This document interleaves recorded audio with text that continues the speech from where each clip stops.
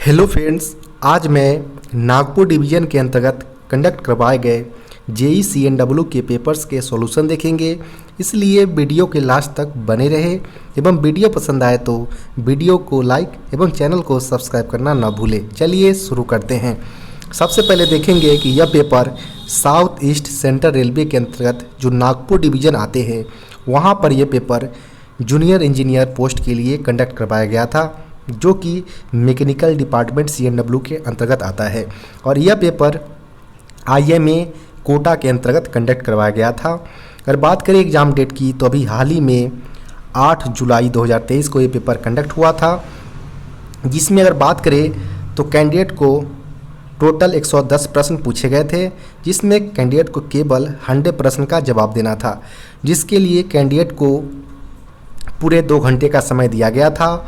और इसमें जो मैक्सिमम मार्क्स थे वह 100 रखे गए थे।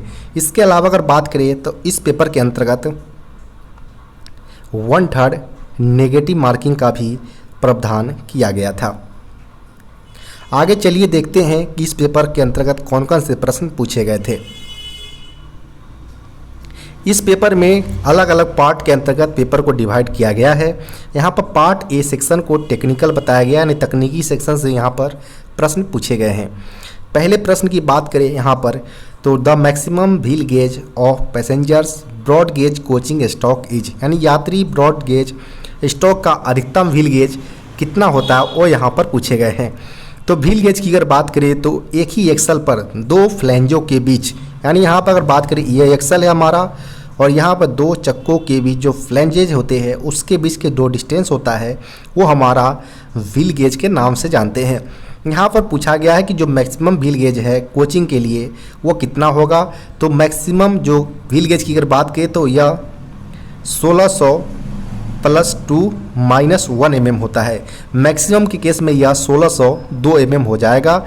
यहाँ पर जो उत्तर निकल कर आएगा वो ऑप्शन नंबर डी 1602 mm इसका सही उत्तर हो जाएगा।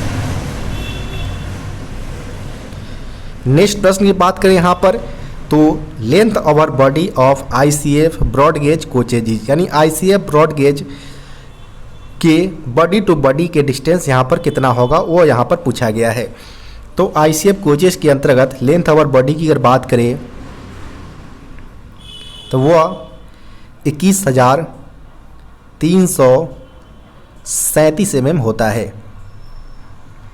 इसके अलावा बात करें कि लेंथ ओवर वफर की अगर बात करें यहाँ पर बॉडी हो जाएगा, यहाँ पर बफर लेंथ ओवर बफर के केस में यह 22,297 mm जाता है। लेकिन यहाँ पर हमसे प्रश्न में पूछा गया है लेंथ ओवर बॉडी का, तो 21,337 mm इसका सही उत्तर हो जाएगा, जो कि आप देख पा रहे होंगे ऑप्शन नंबर सी में है। तो यहाँ पर सही उत्तर ऑप्शन नंबर सी हो जाएगा।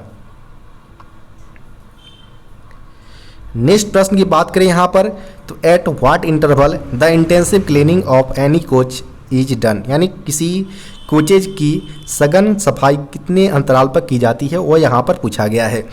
तो अगर बात करें यहाँ पर इंटेंसिव क्लीनिंग की किसी भी कोच की तो वह 1 मंथ के इंटरवल पर कराए जाते हैं। तो यहाँ पर सही उत्तर ऑप्शन नंबर बी 1 मंथ इसका सही उत्तर होगा।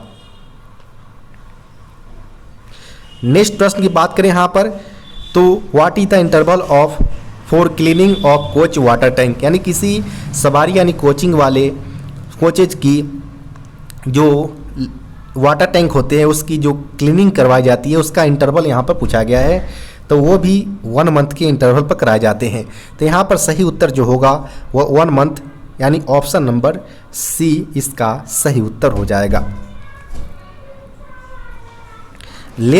नेक्स्ट प्रश्न की बात करें यहाँ पर तो what is the period for the POH of any OCV attached to a passenger train, यानी किसी यात्री ट्रेन से जुड़े किसी अदर कोचिंग व्हीकल्स के पीरियोडिक ओवरहॉलिंग की यहाँ पर इंटरवल पूछा गया है।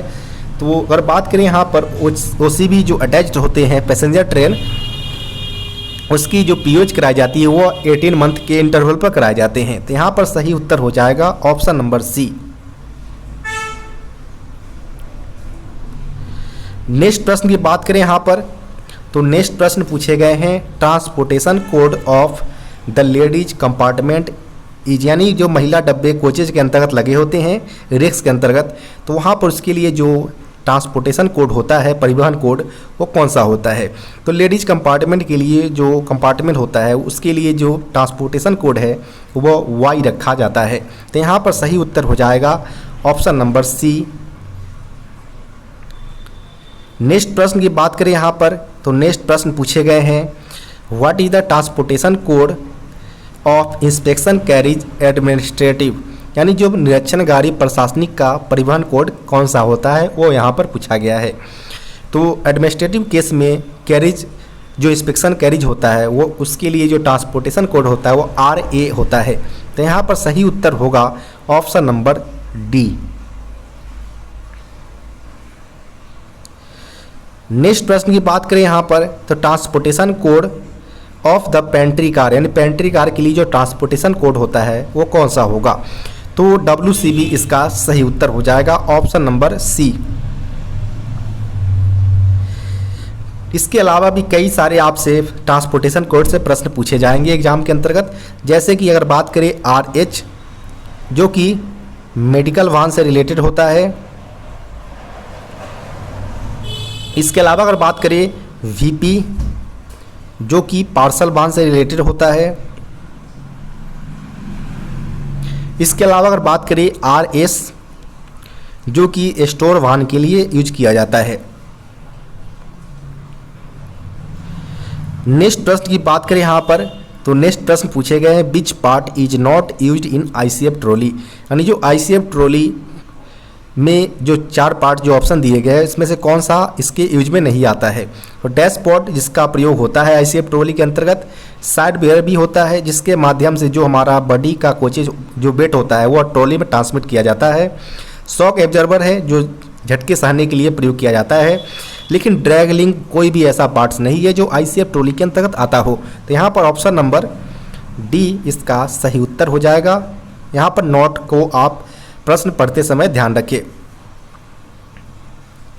नेक्स्ट प्रश्न की बात करें यहाँ पर, तो the L type composite brake block should be changed if burn out beyond.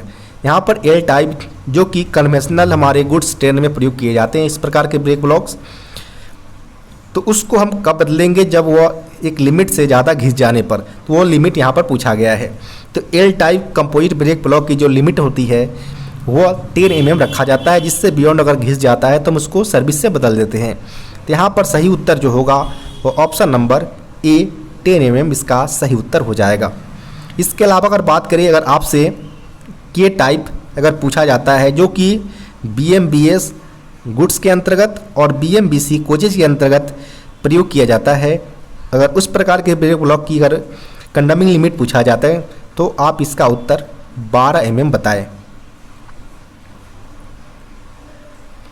Next प्रश्न की बात करें यहाँ पर, तो standard packing pieces of ICF coach is, यानी ICF कोच के स्टैंडर्ड पैकिंग पीस को कितने mm के होते हैं। तो स्टैंडर्ड के केस में अगर बात करें पैकिंग पीसेज के लिए ICF कोचेज के अंतर्गत, तो वो 13, 26, 38 और 48 mm के होते हैं। तो यहाँ पर सही उत्तर जो होगा वो ऑप्शन नंबर सी इसका सही उत्तर हो जाएगा। अगर बात करें कि यह इस प्रकार जो 4 टाइप की जो पैकिंग होती है स्टैंडर्ड पैकिंग, उसका प्रयोग हम कितने डायमीटर्स की जो व्हील डाया होता है उसके आने पर हम इसको प्रयोग करते हैं। तो यहाँ पर अगर बात करें हम कि जब व्हील डाया 889 से लेकर 863 के बीच हो तब हम 13 mm की पैकिंग का प्रयोग करते हैं।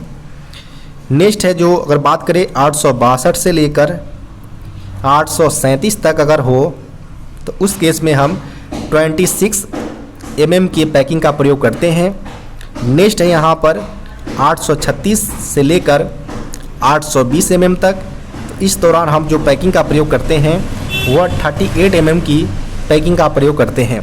नेक्स्ट है जो 819 एवं बिलो का जो अगर व्हील डाया हो जाए तो उस केस में हम 48 mm की जो स्टैंडर्ड पैकिंग का प्रयोग करते हैं। तो इसको आप ध्यान रखिए। यहाँ पर आपसे इनडायरेक्टली या डायरेक्टली बेसिस पर अगर व्हील डाया पूछा जाता है तो यहाँ से आप उत्तर दे सकते हैं।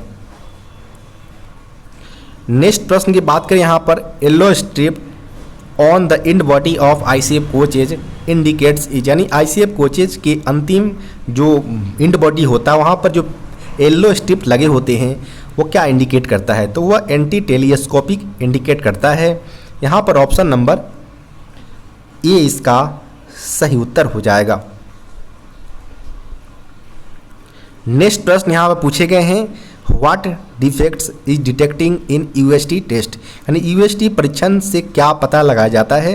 तो यूएसटी टेस्ट जो होता है वो एक्सेल को इंटरनल क्रैक्स होते हैं एक्सेल के अंतर्गत, उसको पता लगाने के लिए यूएसटी टेस्ट किया जाता है। तो यहाँ पर सही उत्तर जो होगा वो ऑप्शन नंबर ए इसका सही उत्तर हो जाएगा। नेक्स्ट प्रश्न की बात करें यहाँ पर, normal payload of the GS coaches, यानी जो जनरल स्लीपर कोचेज होते हैं जनरल क्लास के, उसके यहाँ पर नॉर्मल पेलोड पूछा गया है। तो यह होता है 5.85 टन, यानी ऑप्शन नंबर बी इसका सही उत्तर हो जाएगा। नेक्स्ट प्रश्न की बात करें, ओवरऑल विड्थ ऑफ आईसीएफ और आरसीएफ कोचेज इज, यानी जो आईसीएफ और आरसीएफ कोचेज की कुल चौड़ाई कितना होता है वो यहाँ पर पूछा गया है। तो अगर बात करें ओवरऑल विड्थ की आईसीएफ और आरसीएफ कोचेज की तो वह 3245 mm होता है। यहाँ पर ऑप्शन नंबर सी इसका सही उत्तर हो जाएगा। नेक्स्ट प्रश्न की बात करें यहाँ पर, in ICF coaches replace head stock if the thickness is reduced more than, यानी आईसीएफ कोचेज में अगर हेड स्टॉक को बदलने की रिक्वायरमेंट हो तो उसमें कितने mm की एक लिमिट रखा गया, जिससे अगर उससे ज़्यादा अगर थिकनेस अगर रिड्यूस होता है तो हम उसको रिप्लेस कर देते हैं। तो उसके लिए जो लिमिट रखा गया है वो 4 mm का रखा गया है, यानी ऑप्शन नंबर सी इसका सही उत्तर हो जाएगा। नेक्स्ट प्रश्न की बात करें यहाँ पर, तो maintenance and repair procedure for hydraulic shock absorbers used in coaching stocks, what RDSO technical pamphlets is use, यानी सवारी गाड़ियों यानी कोचिंग ट्रेन जो होते हैं उसमें उपयोग किए जाने वाले हाइड्रोलिक शॉक एब्जॉर्बर्स के लिए रख रखाव और मरम्मत की प्रक्रिया आरडीएसओ की कौन सी तकनीकी पैम्पलेट्स में किया जाता है। यहाँ पर जो मेंटेनेंस और रिपेयर की बात की जा रही है कोचिंग ट्रेन के अंतर्गत, वह हाइड्रोलिक शॉक एब्जॉर्बर की बारे में बात किया जा रहा है यहाँ पर। तो इसके लिए जो आरडीएसओ पैम्पलेट्स यूज किए जाते हैं वह सी 6803 का प्रयोग किया जाता है। तो यहाँ पर जो सही उत्तर होगा वो ऑप्शन नंबर सी इसका सही उत्तर होगा। नेक्स्ट प्रश्न की बात करें यहाँ पर, तो नेक्स्ट प्रश्न पूछे गए हैं, इंस्ट्रक्शन फॉर इंस्पेक्शन और maintenance of air break equipment on passenger coaches, what RDSO technical pamphlets is use, यानी जो कोचिंग ट्रेन्स के अंतर्गत एयर ब्रेक उपकरण के निरीक्षण और रख रखाव के निर्देश आरडीएसओ के तकनीकी पैम्पलेट्स में उपयोग किया जाता है। यहाँ पर अगर बात करें जो इंस्पेक्शन और मेंटेनेंस की बात की जा रही है वह air brake equipment on passenger coaches, यानी जो पैसेंजर कोचेज के अंतर्गत एयर ब्रेक के लिए जो इक्विपमेंट लगा होता है उसके मेंटेनेंस और इंस्पेक्शन के लिए जो पैम्पलेट यूज किया जाता है वह सी 8805 का प्रयोग किया जाता है। तो यहाँ पर जो सही उत्तर होगा वो ऑप्शन नंबर सी इसका सही उत्तर हो जाएगा। नेक्स्ट प्रश्न की बात करें यहाँ पर,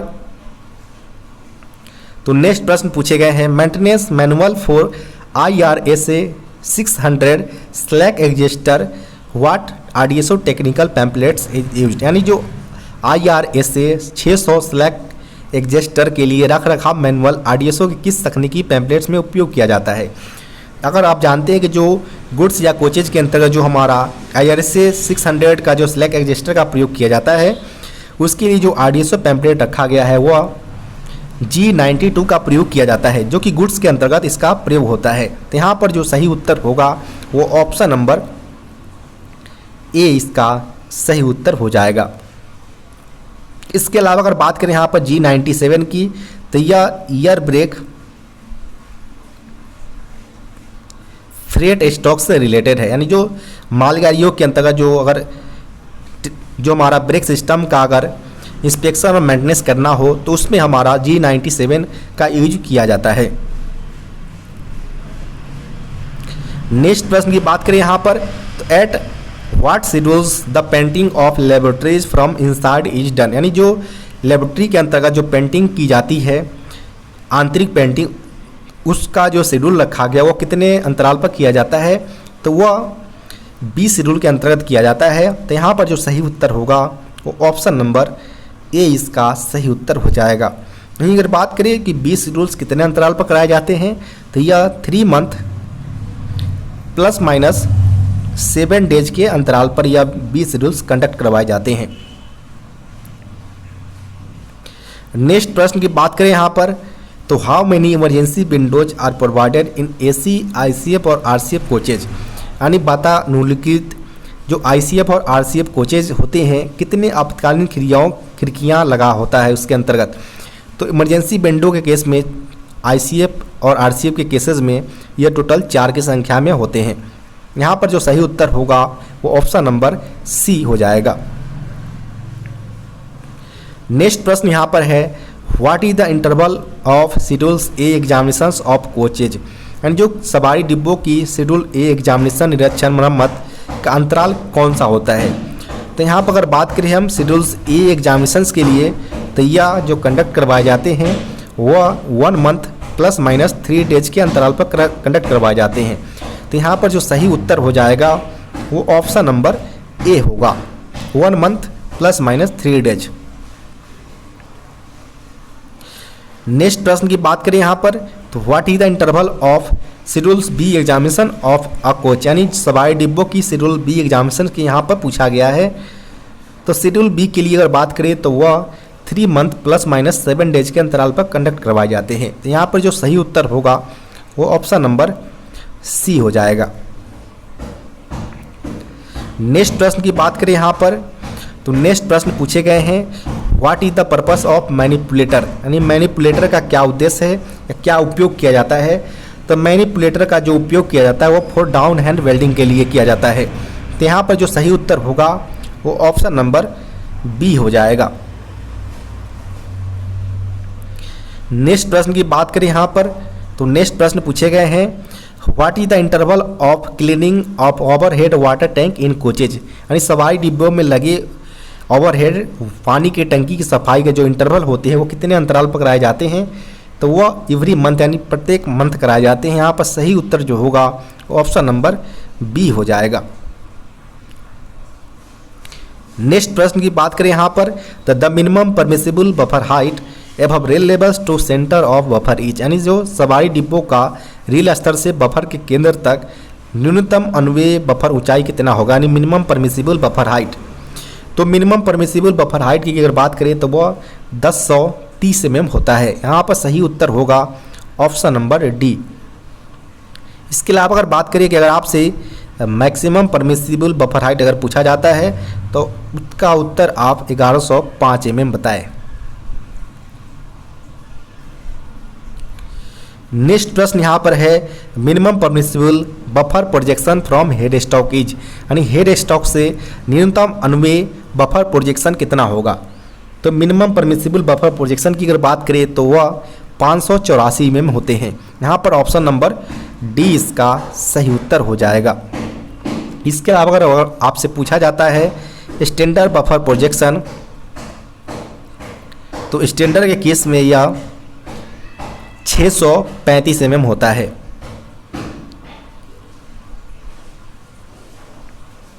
नेक्स्ट प्रश्न की बात करें यहाँ पर, तो नेक्स्ट प्रश्न पूछे गए हैं, the diameter of buffer plunger faces of ICF coaches, यानी आईसीएफ कोचेज के बफर प्लंजर फेस का जो डाया होता है व्यास वो कितना mm का होता है।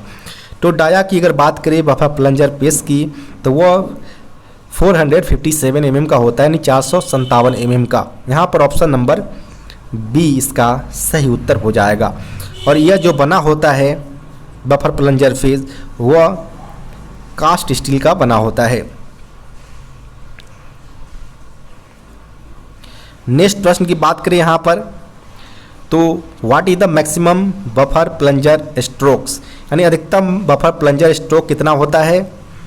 तो मैक्सिमम बफर प्लंजर स्ट्रोक की अगर बात करें तो 127 mm होता है। ऑप्शन नंबर ए इसका सही उत्तर हो जाएगा। नेक्स्ट प्रश्न यहाँ पर है how the weight of the body is transferred on trolley in ICF coaches, यानी आईसीएफ कोचेज के अंतर्गत जो वेट होता है बॉडी का वो ट्रांसपोर्ट होता है ट्रॉली के अंतर्गत किसके माध्यम से, तो उसका सही उत्तर हो जाएगा साइड बेरर के माध्यम से होता है। यहाँ पर ऑप्शन नंबर सी हो जाएगा सही उत्तर। नेक्स्ट प्रश्न यहाँ पर है the ICF buffer plunger is made of, यानी आईसीएफ बफर प्लंजर बना होता है कास्ट स्टील का, ऑप्शन नंबर सी।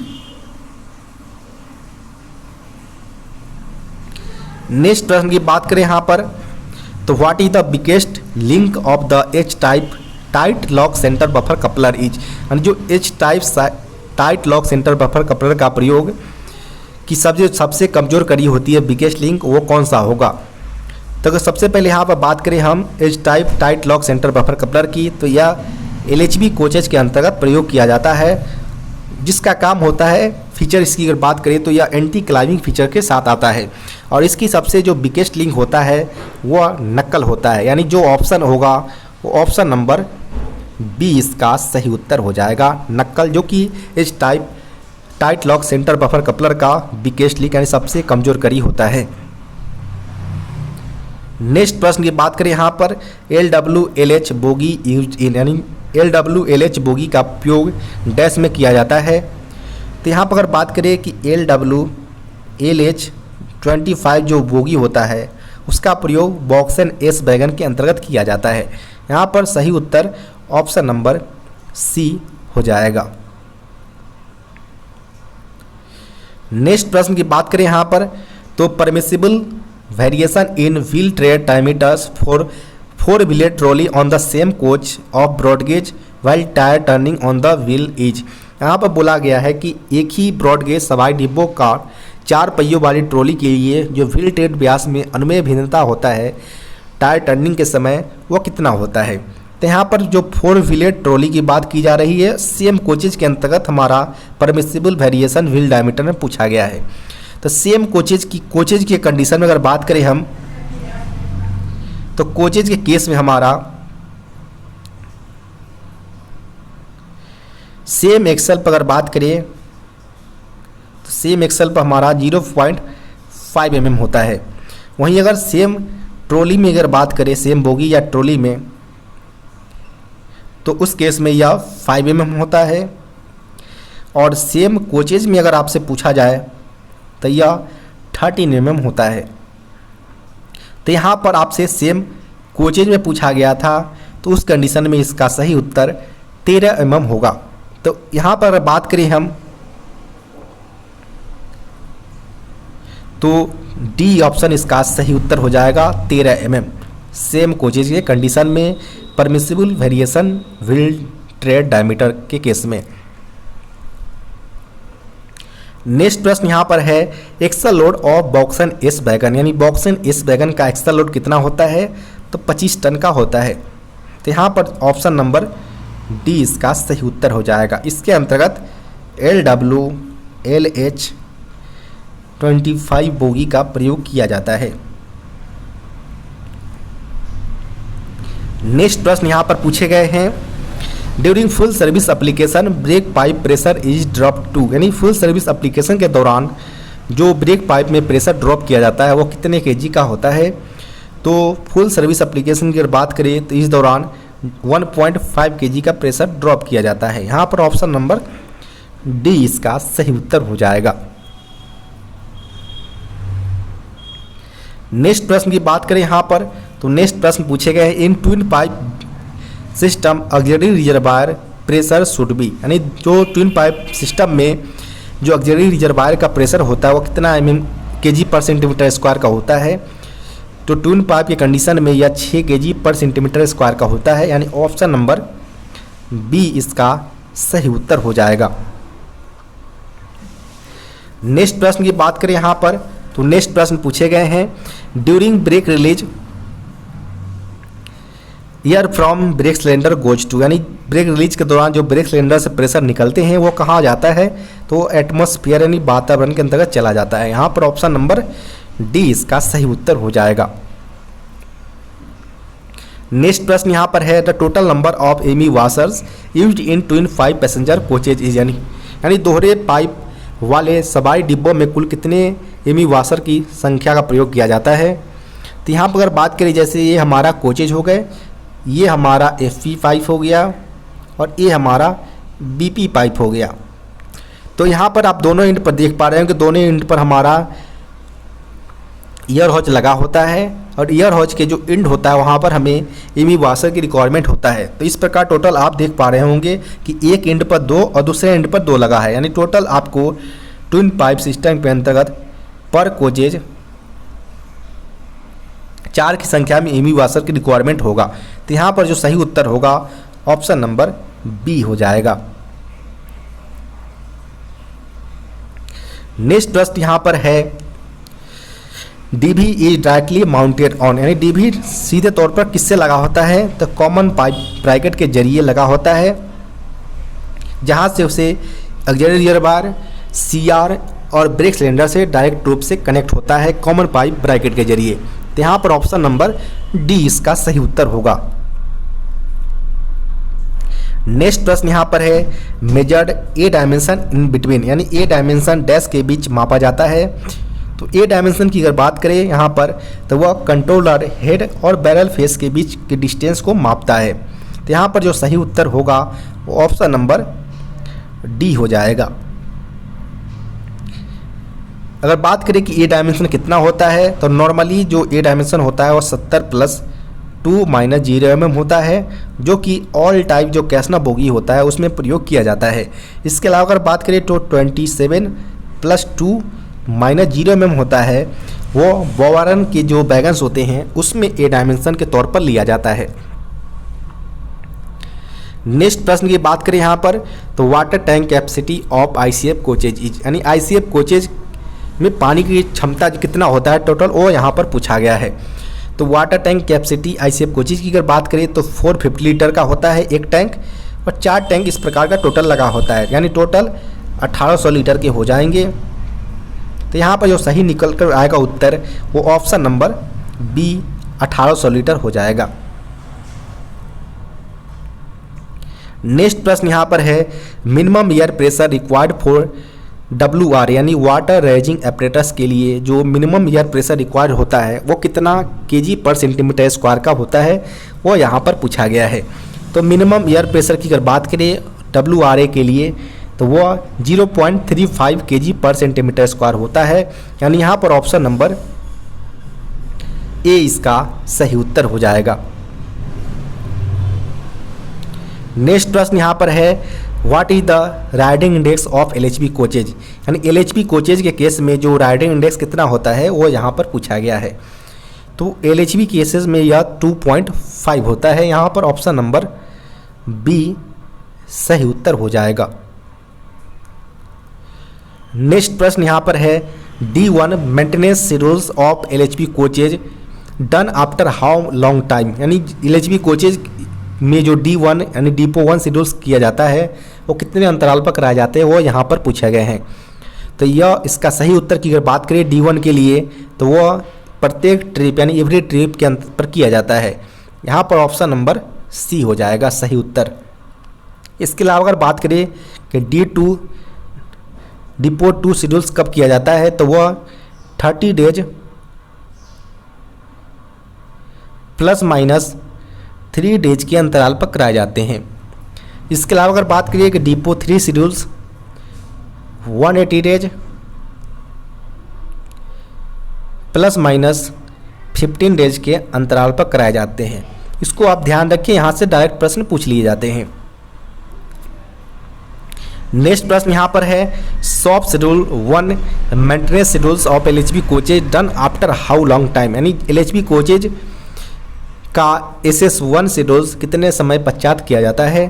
तो SS यानी सॉफ्ट शेड्यूल 1 मेंटेनेंस की अगर बात करें LHB कोचेज के लिए तो वह 1.5 ईयर्स या 6 लाख किलोमीटर्स जो भी पहले हो उस कंडीशन में किया जाता है। तो यहाँ पर जो सही उत्तर होगा वो ऑप्शन नंबर बी हो जाएगा। इसके अलावा अगर बात करें कि SS2 यानी सॉफ्ट शेड्यूल ट्यूब जो मेंटेनेंस किया जाता है एलएचबी कोचेज का, वह 3 ईयर्स या 12 लाख किलोमीटर्स जो भी पहले हो उस बेसिस पर किया जाता है। SS3 की अगर बात करें तो यह 6 ईयर्स या 24 लाख किलोमीटर्स जो भी पहले हो उस कंडीशन में किया जाता है।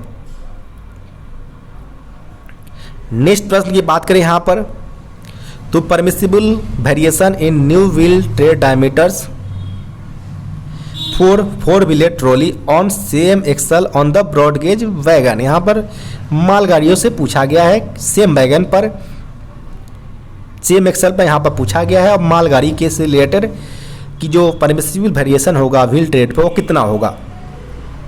तो यहाँ पर हम बात करें अगर वैगन के केस में, तो वैगन के केस में अगर बात करें सेम एक्सल पर 0.5 mm, सेम ट्रॉली पर अगर बात करें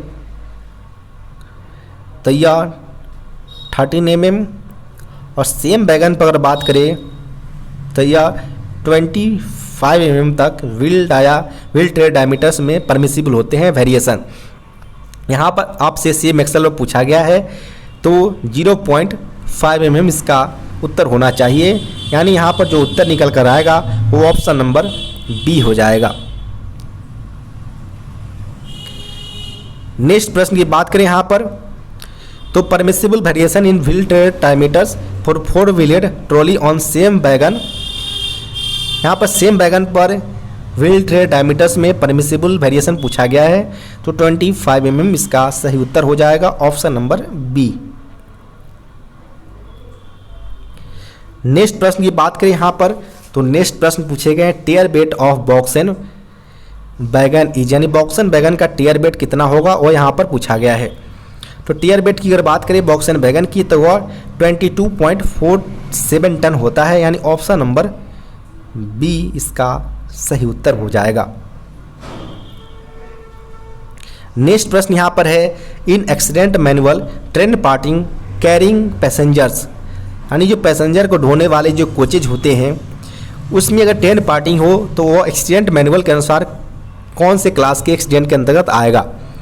तो यहाँ पर बात करें कि अगर पैसेंजर कैरिंग हो तो उस केस में यह J3 टाइप क्लास के अंतर्गत आता है, यानी ऑप्शन नंबर ए इसका सही उत्तर हो जाएगा। इसके अलावा अगर बात करें J4 क्लास में उस प्रकार के एक्सीडेंट आते हैं ट्रेन पार्टिंग के अंतर्गत जिसमें नॉट कैरिंग पैसेंजर होगा, यानी जिसमें पैसेंजर नहीं होगा उसमें अगर ट्रेन पार्टिंग होता है तो वो हमारा J4 क्लास के अंतर्गत आएगा। नेक्स्ट प्रश्न यहाँ पर है newly built BLC container wagons first POH periodicity is, यानी नवनिर्मित BLC वैगन का प्रथम POH का जो आवधिकता होता है वो कितना होता है। तो न्यूली बिल्ट के केस में अगर बात करें BLC कंटेनर वैगन के लिए तो वो 6 वर्ष के अंतराल पर इसका फर्स्ट POH किया जाता है। यहाँ पर ऑप्शन नंबर सी इसका सही उत्तर हो जाएगा। नेक्स्ट प्रश्न यहाँ पर है broad gauge track gauge is, यानी जो ब्रॉड गेज रेल लाइन का माप कितना होता है। तो ब्रॉड गेज के केस में यह 1676 mm का इसका गेज ट्रैक गेज होता है, ऑप्शन नंबर ए इसका सही उत्तर हो जाएगा। इसके अलावा अगर आपसे मीटर गेज जो कहीं कहीं पर अभी भी भारतीय रेलवे के अंतर्गत कार्यरत है तो वहाँ पर इसका जो ट्रैक गेज होगा वो 1000 mm का होगा। नेक्स्ट प्रश्न यहाँ पर है POH of broad gauge wagons brake van is, यानी जो ब्रॉड गेज ब्रेक बान का POH कितने अंतराल पर किया जाता है। तो इसका सही उत्तर हो जाएगा ऑप्शन नंबर बी, 2 ईयर्स के अंतराल पर कराए जाते हैं। नेक्स्ट प्रश्न यहाँ पर है C class ODC shall be moved during, यानी C क्लास ODC का परिचालन डैश में किया जाता है। तो बात करें यहाँ पर C क्लास ODC की तो इसका मूवमेंट केवल और केवल दिन के उजाले में किया जाता है, यानी डे लाइट्स में किया जाता है, ऑप्शन नंबर ए इसका सही उत्तर हो जाएगा। इसके अलावा बात करें हम कि जो ODC होता है यानी ओवर डायमेंशनल कंसाइनमेंट, उसको ग्रॉस क्लियरेंस और नेट क्लियरेंस के आधार पर अलग अलग क्लास में क्लासीफाई किया जाता है। इसमें A class ODC, B class ODC और C क्लास 3 टाइप्स में क्लासीफाई किया गया है। ये क्लास का जो सेक्शनल स्पीड होता है, इसकी स्पीड लिमिट और इसका मूवमेंट डे एंड नाइट में विदाउट स्कॉटिंग स्टाफ, नहीं इसमें कोई भी स्कॉटिंग स्टाफ की रिक्वायरमेंट नहीं होता है और डे और नाइट दोनों दौरान यह रनिंग कर सकता है। सेकेंड अगर बात करें बी क्लास ओडीसी की, तो इसका जो स्पीड रखा जाता है वो 40 kmph तक मैक्सिमम रखा जाता है और इसका मूवमेंट डे के दौरान विदाउट स्कॉटिंग स्टाफ, जबकि नाइट में के दौरान इसमें स्कॉटिंग स्टाफ की रिक्वायरमेंट होता है। सी क्लास की अगर बात करें तो इसकी जो मैक्सिमम लिमिट रखा गया वो 25 kmph और केवल यह दिन के उजाले में चलता है विथ स्कॉटिंग स्टाफ। नेक्स्ट प्रश्न की बात करें यहाँ पर, तो नेक्स्ट प्रश्न पूछे गए हैं instructions for inspection and maintenance of box and wagon fitted with कैसना bogies and twin pipe air brake system, what RDSO technical pamphlets is used. यानी कैसना बोगी और twin pipe air brake system से युक्त बॉक्स एंड वैगन के निरीक्षण और रख रखाव के लिए निर्देश आरडीएसओ के तकनीकी पैम्पलेट्स डैश का उपयोग किया जाता है। तो यहाँ पर सीधे सीधे बात करें, यहाँ पर जो इंस्पेक्शन और मेंटेनेंस की बात की जा रहा है वो बॉक्स एंड वैगन के लिए किया जा रहा है। तो बॉक्स एंड वैगन के लिए जो मेंटेनेंस का यूज किया जाता है आरडीएसओ पैम्पलेट्स का, वो G70 का प्रयोग किया जाता है। यहाँ पर सही उत्तर हो जाएगा ऑप्शन नंबर बी।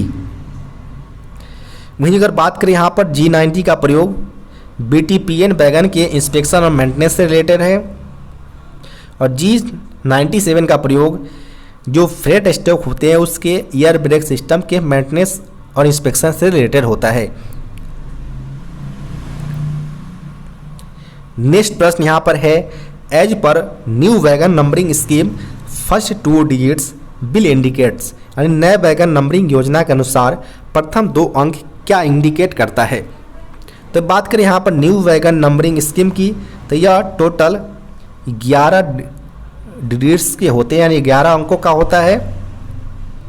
इसमें पहला और दूसरा अंक इसके टाइप्स को इंडिकेट करता है कि यह बॉक्सन है, बीसीएन है, बीटीपीएन है, बीआरएन है, किस प्रकार का वैगन है।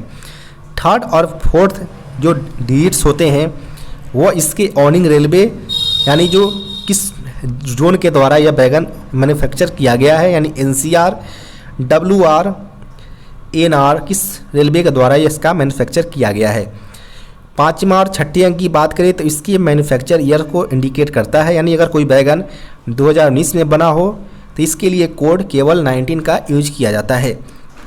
वहीं अगर बात करें 7वीं, 8वां, 9वां, 10वां अंकों की, तो यह इसके सीरियल नंबर को इंडिकेट करता है, जबकि 11वां अंक इसके जो होता है डिजिट्स, वह इसके चेक डिजिट्स को इंडिकेट करता है, जिसके माध्यम से वैगन की जो करेक्टनेस होती है वह जांच की जाती है। तो यहाँ पर जो सही उत्तर निकल कर आएगा वो ऑप्शन नंबर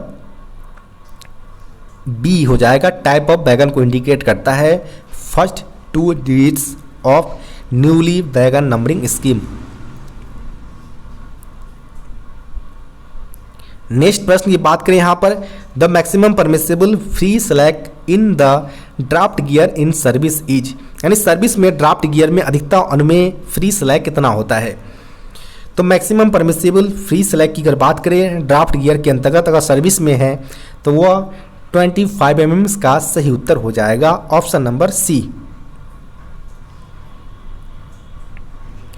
नेक्स्ट प्रश्न की बात करें यहाँ पर, तो नेक्स्ट प्रश्न पूछे गए यहाँ पर the high capacity draft gear is, यानी जो उच्च क्षमता वाले ड्राफ्ट गियर होते हैं वो कौन सा होगा यहाँ पर। तो यहाँ पर बात करें तो RF361 जो है वो हाई कैपेसिटी वाले ड्राफ्ट गियर होते हैं। यहाँ पर सही उत्तर हो जाएगा ऑप्शन नंबर ए।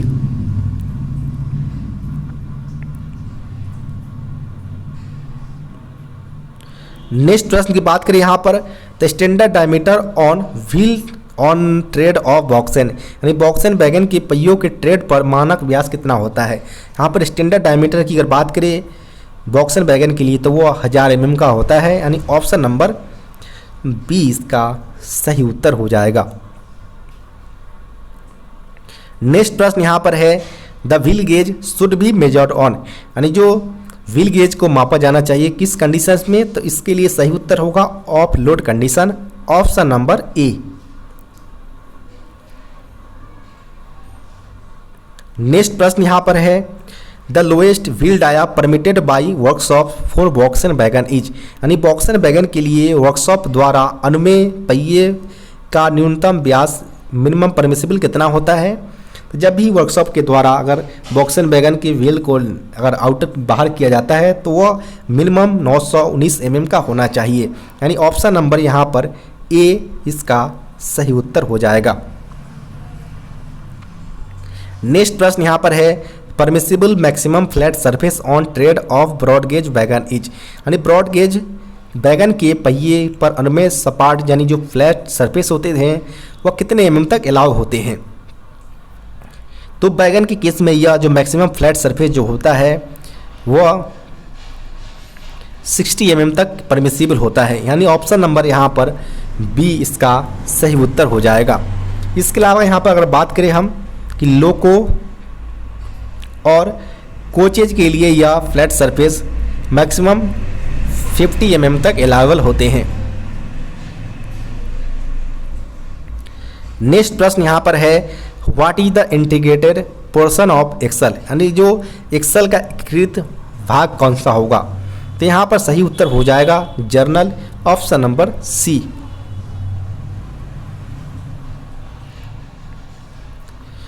नेक्स्ट प्रश्न की बात करें यहाँ पर तो नेक्स्ट प्रश्न पूछे गए हैं control rod diameter of air brake wagon is, यानी एयर ब्रेक वैगन के कंट्रोल रड का व्यास कितना होता है। तो कंट्रोल रड का अगर डायमीटर की अगर बात करें तो यह 32 mm का होता है, ऑप्शन नंबर बी इसका सही उत्तर होगा। नेक्स्ट प्रश्न यहाँ पर है piston stroke of BOXN wagon in empty condition is, यानी जो खाली स्थिति में वॉक्सन वैगन का पिस्टन स्ट्रोक कितना होता है। तो वह 85 ± 10 mm होता है, ऑप्शन नंबर ए। वहीं अगर आपसे लोडेड पूछा जाए जो कि नेक्स्ट प्रश्न में पूछा गया है वॉक्सन वैगन का पिस्टन स्ट्रोक लोडेड कंडीशन में, तो वह 130 ± 10 mm का होता है। यहाँ पर ऑप्शन नंबर बी हो जाएगा सही उत्तर, जो कि लोडेड कंडीशन में होता है। नेक्स्ट प्रश्न यहाँ पर है in year brake stock BPC becomes invalid if the rakes is stable in any examination yard. यहाँ पर बोला गया कि एक ईयर ब्रेक स्टॉक में बीपीसी अमान्य हो जाता है यदि गाड़ी किसी निरीक्षण यार्ड में स्टेबल अवस्था में हो कितने घंटे तक। तो अगर कोई एग्जामिनेशन यार्ड में अगर कोई ईयर ब्रेक स्टॉक अगर स्टेबल रहता है मोर देन 24 आवर्स तो उसकी बीपीसी इनवैलिड मान ली जाती है। यहाँ पर ऑप्शन नंबर ए इसका सही उत्तर हो जाएगा।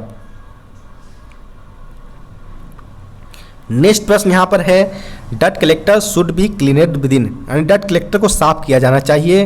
वैगन के अंतर्गत आरओएच में किया जाता है, जबकि कोचेज के अंतर्गत इसको आईओएच के दौरान किया जाता है। तो यहाँ पर जो सही उत्तर होगा वो at the time of ROH डट कलेक्टर शुड बी क्लीनेड।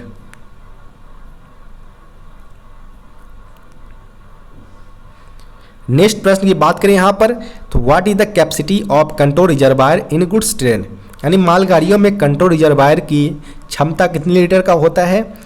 तो यहाँ पर अगर बात करें हम गुड्स ट्रेन के अंतर्गत कंट्रोल रिजर्वायर की कैपेसिटी की तो वह 6 लीटर का होता है। यहाँ पर ऑप्शन नंबर ए इसका सही उत्तर हो जाएगा।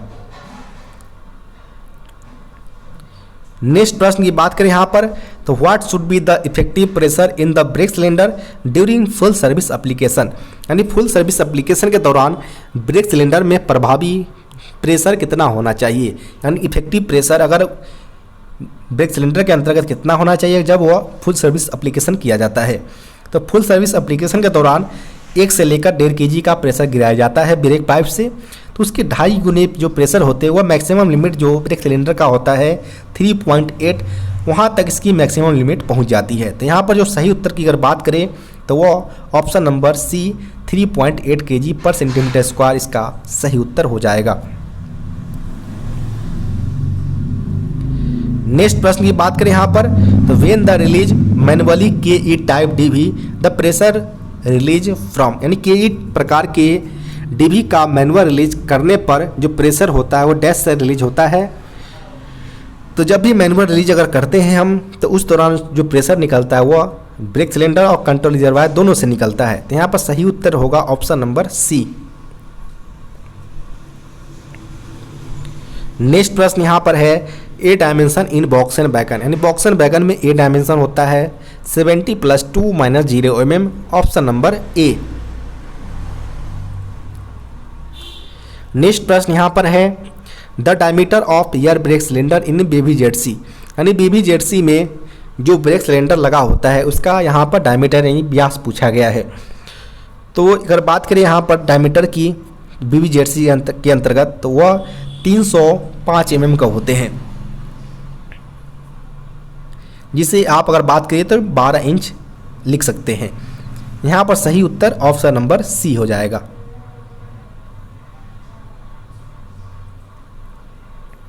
नेक्स्ट प्रश्न की बात करें यहाँ पर तो नेक्स्ट प्रश्न है lateral movement of wheels controlled by, यानी जो व्हील के लेटरल मूवमेंट को डैश के द्वारा नियंत्रित किया जाता है। तो इसका सही उत्तर हो जाएगा एक्सल गाइड के द्वारा, ऑप्शन नंबर ए।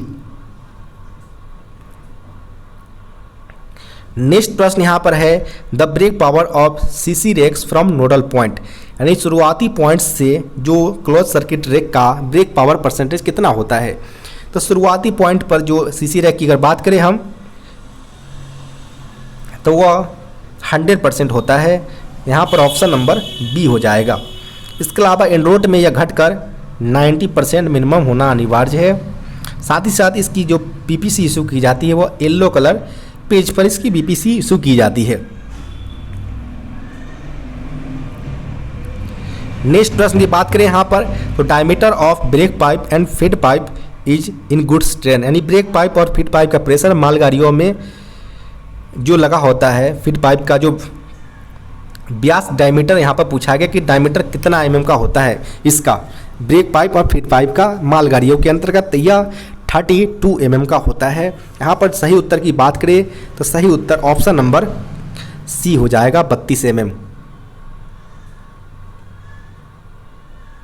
नेक्स्ट प्रश्न की बात करें यहाँ पर the 3 branch pipe attach to common pipe bracket where the middle pipe is हेड लेड टू, यानी अगर बात करिए कि जो हमारा डीवी लगा होता है कॉमन पाइप ब्रैकेट के जरिए तो वहाँ पर जो मिडिल पाइप जो जाता है वो कहाँ के लिए जाता है वो यहाँ पर पूछा गया है।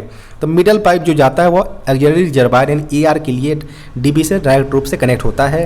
यहाँ पर ऑप्शन नंबर डी इसका सही उत्तर हो जाएगा। नेक्स्ट प्रश्न की बात करें यहाँ पर तो how many cutoff angle cocks are provided in a wagon in twin pipe system, यानी दोहरे पाइप प्रणाली में एक वैगन में कितने कटअप एंगल कॉक दिए जाते हैं। तो यहाँ पर अगर बात करें हम वैगन के अंतर्गत अगर ये हमारा वैगन है और हमारा अगर बात करें यहाँ पर ट्विन पाइप सिस्टम लगा है तो यहाँ पर ये हमारा FP पाइप हो गया और ये हमारा BP पाइप हो गया। तो यहाँ पर एक एंड पर एक FP और एक BP के लिए होगा, दूसरी एंड पर भी एक BP और एक FP कॉक जो लगा होगा। टोटल जो संख्या होगा कटअप एंगल कॉक की ट्विन पाइप में वो टोटल 4 की संख्या निकल कर आएगा। तो यहाँ पर सही उत्तर की अगर बात करें हम तो ऑप्शन नंबर बी इसका सही उत्तर हो जाएगा, यानी 4 की संख्या में प्रत्येक वैगन में एंगल कॉक लगे होंगे cutoff angle cock twin pipe system प्रणाली के अंतर्गत। नेक्स्ट प्रश्न की बात करें यहाँ पर during break application air flows from, यानी ब्रेक लगाने के दौरान जो प्रेशर होता है उसका मूवमेंट कहाँ से कहाँ तक होता है। तो जब भी हम ब्रेक पाइप से प्रेशर ड्रॉप करते हैं तो हमारा जो डीबी सेंस करता है और उसमें ब्रेक लगाते हैं। तो जब ब्रेकिंग होती है हमारी गाड़ी के अंतर्गत तो उस दौरान हमारा ऑक्सिलरी रिजर्वायर का प्रेशर डायरेक्ट रूप से ब्रेक सिलेंडर की तरफ मूवमेंट करने लगता है। तो यहाँ पर सही उत्तर होगा ऑप्शन नंबर ए।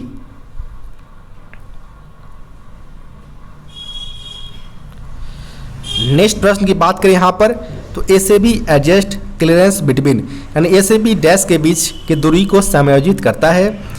तो जो अगर बात करें ACB जो एडजस्ट करता है क्लियरेंस वह व्हील एंड ब्रेक ब्लॉक के बीच जो क्लियरेंस होता है उसको एडजस्ट करता है। तो यहाँ पर सही उत्तर जो होगा ऑप्शन नंबर ए हो जाएगा।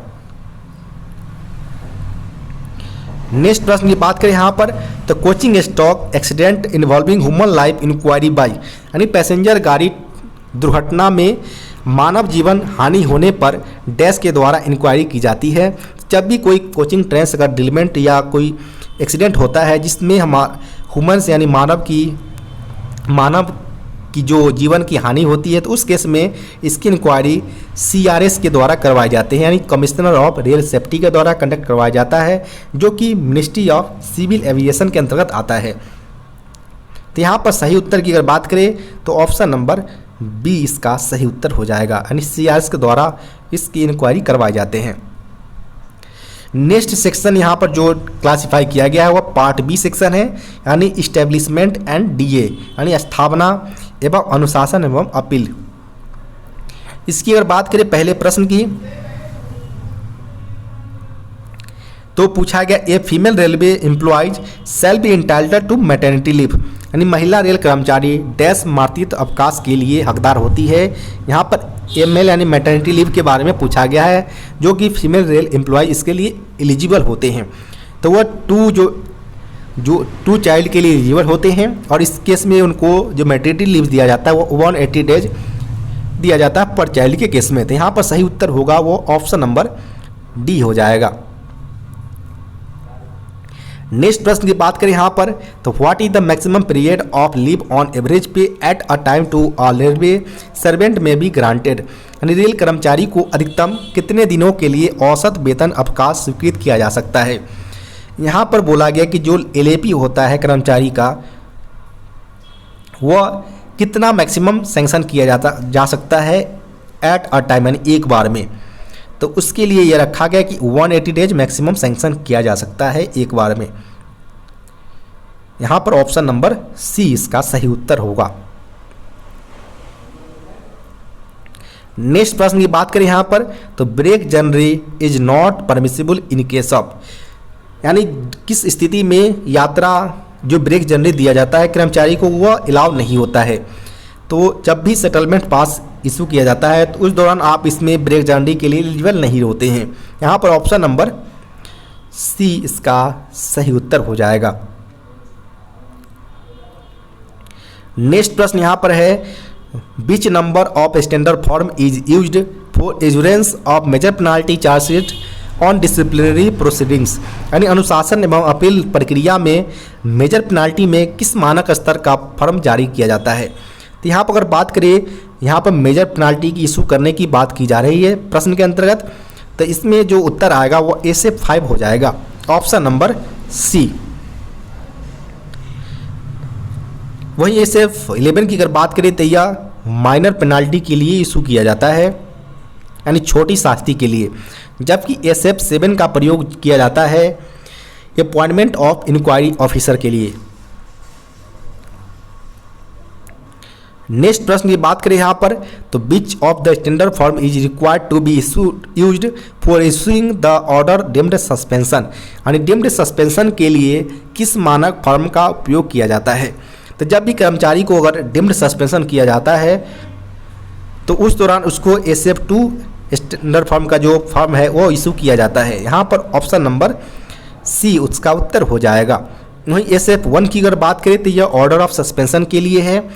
SF 3 का प्रयोग किया जाता है सब्सिक्वेंट अलाउंस, यानी निर्वाह भत्ता जो कर्मचारी को सस्पेंडेड पीरियड में दिया जाता है उसके लिए SF 3 इशू किया जाता है, जबकि SF 4 का प्रयोग रिवोकेशन ऑफ सस्पेंशन है, यानी निलंबन से बहाली के लिए SF फॉर्म का यूज किया जाता है।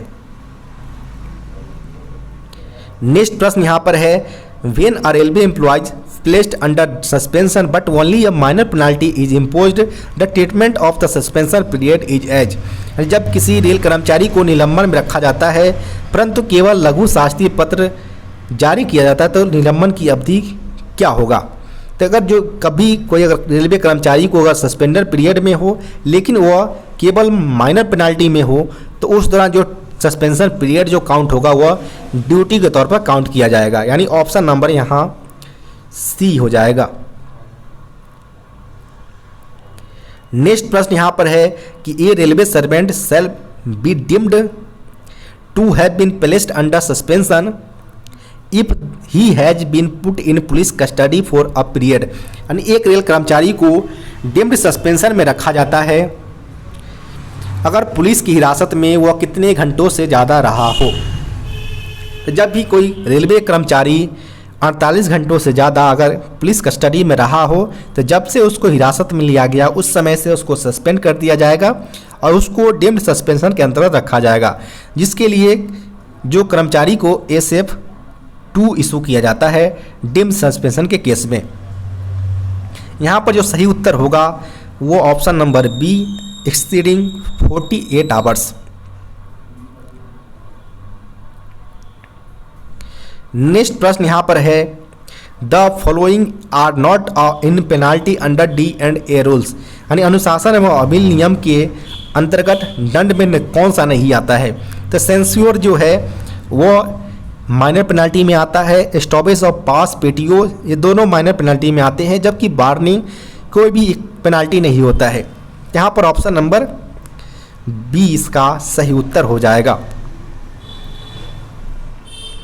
नेक्स्ट प्रश्न की बात करें तो एक्स पार्टी इंक्वायरी में भी हेल्ड वेन, यानी एक्स पार्टी पूछताछ कब किया जाता है। तो एक्स पार्टी पूछताछ की अगर बात करें इंक्वायरी की तो वह किया जाता है उस केस में जब CO डज नॉट अपीयर, जब भी CO अपीयर नहीं होगा, यानी जो चार्ज ऑफिशियल होते हैं वो अपीयर ना हो तो एक्स पार्टी इंक्वायरी की जाती है। यहाँ पर ऑप्शन नंबर की बात करें तो ऑप्शन नंबर ए इसका सही उत्तर हो जाएगा। नेक्स्ट प्रश्न की बात करें, group C staff having completed 20 years and more but less than 25 years of service are entitled to get post retirement passes at the rate of. यहाँ पर यह प्रश्न करंट के हिसाब से बनता नहीं है, क्योंकि RBE लेटर 16/2019 के अनुसार जितने भी रेल कर्मचारी थे रिटायरमेंट वाले, जिनकी अगर बात करें कि 20 ईयर्स से ज़्यादा का सर्विस हो चुका हो अधिक, तो उस केस में अगर रिटायरमेंट लेते हैं तो उस कंडीशन उनको पोस्ट रिटायरमेंट जो पासेज दिया जाता है PRCP वो ग्रुप A और B ऑफिसर्स के लिए 3 सेट पर ईयर्स, जबकि C एंड D कर्मचारी के लिए 2 सेट पास पर ईयर दिया जाता है। और यह सेट की जो क्वालिटी है वह उनके जो लास्ट जो पासेज मिल रहे होंगे सर्विस के दौरान उसी प्रकार के पास इनको इश्यू किया जाता है आफ्टर रिटायरमेंट। तो यहाँ पर जो प्रश्न बनता है कि 20 ईयर्स से ज़्यादा के केस में अगर वह ग्रुप A और B के ऑफिसर्स होगा तो उसे 3 सेट पास पर ईयर दिया जाएगा। अगर वह ग्रुप C और D का एम्प्लॉयज होगा तो उस केस में यह 2 सेट पास पर ईयर दिया जाएगा। लेकिन यहाँ पर इस प्रकार के प्रश्न नहीं है, तो इसको अगर आप यहाँ पर अगर आपसे इस प्रश्न को अटेम्प्ट करना चाहे तो उस कंडीशन में आपका उत्तर B हो सकता है, लेकिन इस प्रश्न में कोई बनता नहीं है सेंस।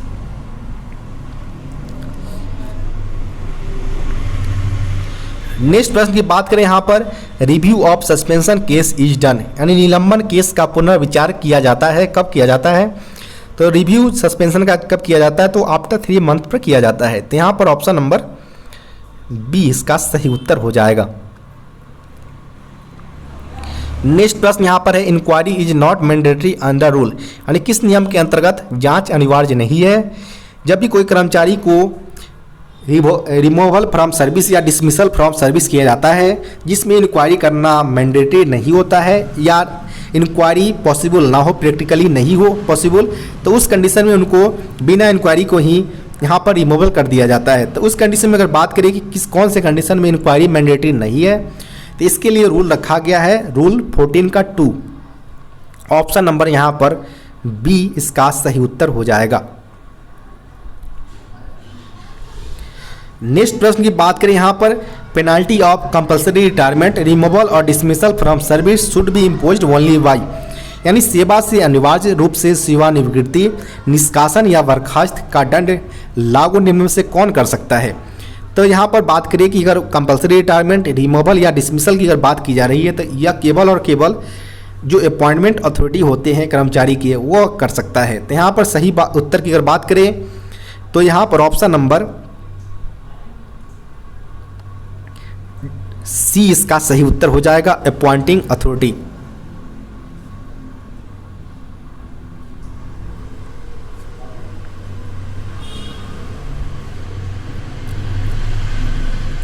नेक्स्ट प्रश्न की बात करें यहाँ पर, तो group C and group D employees under suspension में बी गिवन, यानी श्रेणी ग एवं श्रेणी घ के जो कर्मचारी होते हैं उनको निलंबन के दौरान कितने सेट पास इशू किया जाता है।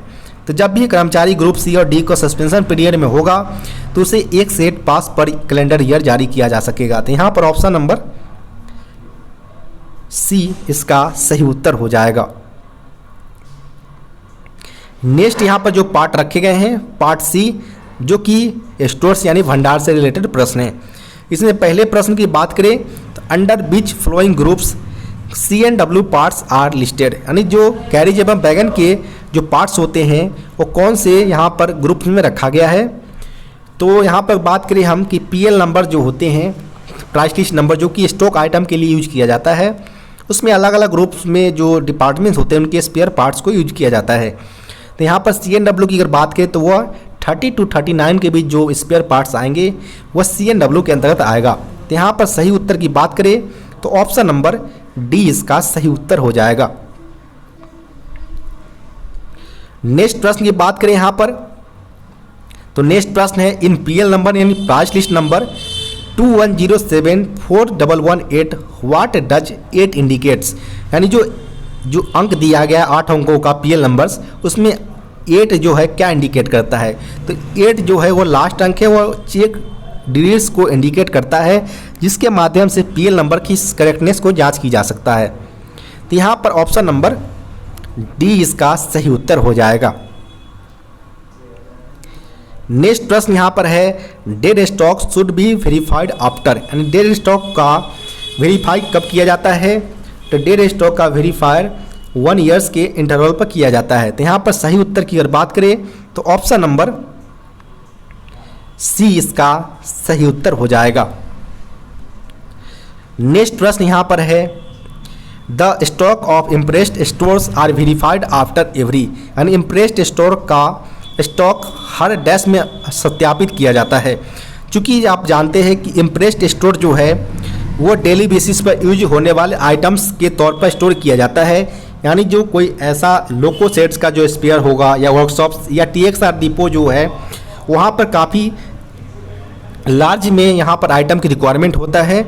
तो उस प्रकार के स्टोर को जो कि डेली बेसिस पर यहाँ पर रिक्वायरमेंट होता है उसको इम्प्रेस्ड स्टोर के अंतर्गत रखा जाता है। जिसकी अगर बात करें वेरीफाइड की तो यहाँ पर जो तीनों ऑप्शन दिए गए वो यहाँ पर वो डेली बेसिस पर वहाँ पर देखा जाता है। तो यहाँ पर सही बात करें ऑप्शंस की तो option number D none of the इसका सही उत्तर हो जाएगा। नेक्स्ट प्रश्न की बात करें यहाँ पर तो नेक्स्ट प्रश्न पूछे गए हैं apply to the charge memorandum by the CO, यानी चार्ज मेमोरेंडम का उत्तर सीओ द्वारा दिया जाता है। यहाँ पर सीओ का मतलब होता है चार्ज ऑफिशियल, यानी चार्ज ऑफिशियल के द्वारा जो चार्ज मेमोरेंडम का रिप्लाई कितने दिनों में देता है तो वह 10 डेज इसके लिए रखा गया है। Option number B. Next section की बात करें यहाँ पर तो नेक्स्ट सेक्शन है पार्ट डी, यानी ऑफिशियल लैंग्वेज यानी राजभाषा से प्रश्न पूछे गए हैं। पहले प्रश्न की बात करें यहाँ पर the language of the union is mentioned in which chapter of the constitution, यानी संघ की भाषा का उल्लेख संविधान के किस अध्याय में किया जाता है। तो यहाँ पर बात करें टोटल 4 चैप्टर्स हैं यहाँ पर ऑफिशियल लैंग्वेज के लिए, जिसमें चैप्टर 1 के अंतर्गत लैंग्वेज ऑफ यूनियन के बारे में बात की जाता है। तो यहाँ पर ऑप्शन नंबर ए इसका सही उत्तर हो जाएगा। इसके अलावा अगर बात करें चैप्टर 2 के अंतर्गत रीजनल लैंग्वेज से रिलेटेड है, चैप्टर 3 के अंतर्गत language of supreme court and high court से रिलेटेड है, जबकि चैप्टर 4 के अंतर्गत जो स्पेशल ड्राइव्स होते हैं जैसे कि 350 का ए जो पार्ट्स सब पार्ट्स होता है, 351 जिसमें डेवलपमेंट ऑफ हिंदी के बारे में बात किया जाता है, वो सारे चैप्टर 4 के अंतर्गत आता है। नेक्स्ट प्रश्न की बात करें यहाँ पर तो official language of the union is mentioned in which article of the constitution of India, यानी संघ राजभाषा के बारे में भारत के संविधान की किस अनुच्छेद में उल्लेख किया गया है। तो यहाँ पर अगर बात करें जो ऑफिशियल लैंग्वेज है यूनियन का यानी संघ की, वो कौन से आर्टिकल के अंतर्गत मेंशन किया गया है। तो यह बात करें तो आर्टिकल 343 के अंतर्गत संघ की राजभाषा के बारे में बात किया गया है। तो यहाँ पर ऑप्शन नंबर की बात करें तो ऑप्शन नंबर डी इसका सही उत्तर हो जाएगा। नेक्स्ट प्रश्न की बात करें यहाँ पर, in which article of the constitution of India is mention about the language of communication between one state and another states और between states and in the union. यहाँ पर बोला गया है कि एक राज्य और एक दूसरे राज्य के बीच या किसी राज्य और संघ के बीच पत्रादरी की भाषा के बारे में भारत के संविधान के किस अनुच्छेद में उल्लेख किया गया है। तो जब भी अगर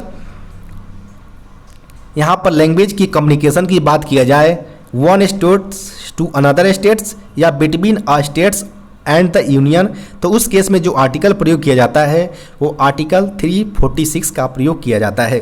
तो यहाँ पर ऑप्शन ए इसका सही उत्तर हो जाएगा। नेक्स्ट प्रश्न की बात करें यहाँ पर, तो in which article of the constitution of India is mention in the directive for the development of Hindi language, यानी हिंदी की भाषा के विकास के लिए निर्देश का उल्लेख भारत संविधान के किस अनुच्छेद में किया गया है। तो इसके लिए सही उत्तर जो होगा वो ऑप्शन नंबर सी, आर्टिकल 351 के अंतर्गत डेवलपमेंट यानी हिंदी भाषा के विकास से रिलेटेड बताया गया है। ऑप्शन नंबर सी यहाँ पर सही उत्तर हो जाएगा। नेक्स्ट प्रश्न की बात करें यहाँ पर, तो according to the constitution of India the official language of the union is Hindi and script is dash, यानी भारत के संविधान के अनुसार संघ की राजभाषा हिंदी और लिपि क्या है। तो लिपि देवनागरी लिपि का प्रयोग किया जाता है। तो यहाँ पर ऑप्शन नंबर सी इसका सही उत्तर हो जाएगा। और इसको जो अप्लाई किया गया था, लागू किया गया था, वह 14 सितंबर 1949 को लागू किया गया था, जिस दिन से ही प्रत्येक वर्ष हिंदी दिवस 14 सितंबर को मनाया जाता है। और इसको लागू करने के लिए जो आर्टिकल प्रयोग किया गया था वह 343 का 1 के अंतर्गत इसको अप्लाई किया गया था, हिंदी को एज अ भाषा के तौर पर, और लिपि में देवनागरी लिपि का प्रयोग किया गया था।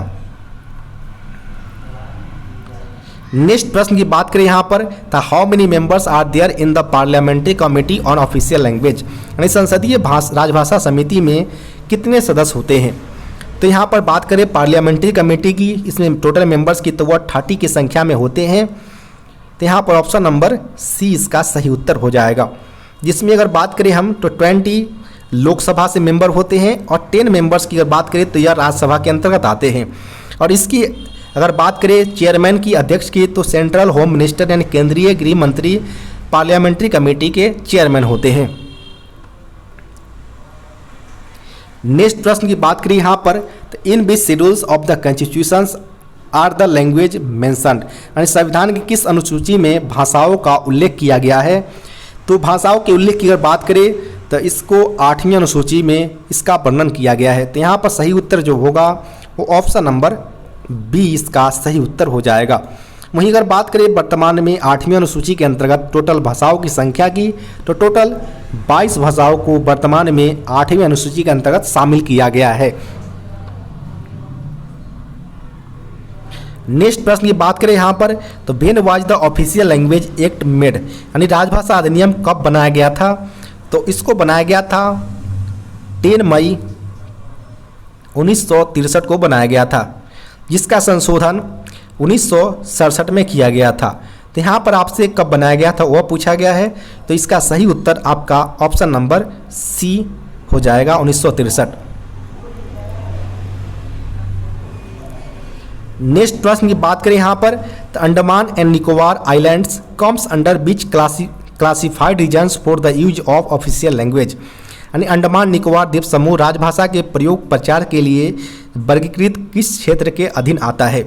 चूँकि आप जानते हैं कि ऑफिशियल लैंग्वेज को 3 रीजन्स के अंतर्गत क्लासीफाई किया गया है, रीजन ए, रीजन बी, रीजन सी।